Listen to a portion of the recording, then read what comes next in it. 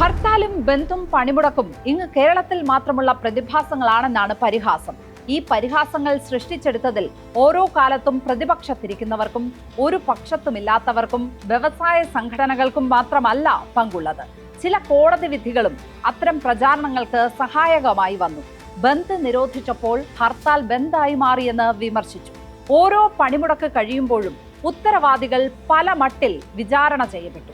മാധ്യമ ചർച്ചകളുടെയും ഊന്നൽ ജനദ്രോഹത്തെക്കുറിച്ചായിരുന്നു. യഥാർത്ഥത്തിൽ പണിമുടക്ക് തൊഴിലാളികളുടെ അവകാശമാണ്. എന്നാൽ അതിന്റെ പേരിൽ നിർബന്ധിച്ച് കടകൾ അടപ്പിച്ചാൽ, ബലപ്രയോഗത്തിലൂടെ പണിമുടക്കിൽ പങ്കെടുപ്പിച്ചാൽ എല്ലാം അത് കുറ്റകരമാണ്. പണിമുടക്കാൻ എന്നതുപോലെ മുടക്കാതിരിക്കാനും അവകാശമുണ്ട്. ഇതിൽ ഏതെങ്കിലും ഒരവകാശത്തെ മാത്രമായി സംരക്ഷിക്കാൻ കഴിയില്ല. പണിമുടക്ക് നടക്കുമ്പോൾ വാഹനം ഓടിക്കണം എന്ന് തോന്നുന്ന ഒരാൾക്ക് അതിനുള്ള അവകാശമുണ്ട്. വാഹനം ഓടിക്കണം എന്ന് ആര് നിർബന്ധിച്ചാലും പണിമുടക്കുന്നയാൾ അത് അനുസരിക്കേണ്ടതുമില്ല.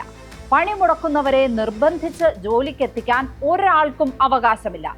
പണിമുടക്കുന്നത് ഒരു സന്ദേശം നൽകാനാണ്. ജീവിക്കാൻ നിവർത്തിയില്ലാതായെന്ന് ലോകത്തെ അറിയിക്കാനുള്ള മാർഗമാണത്.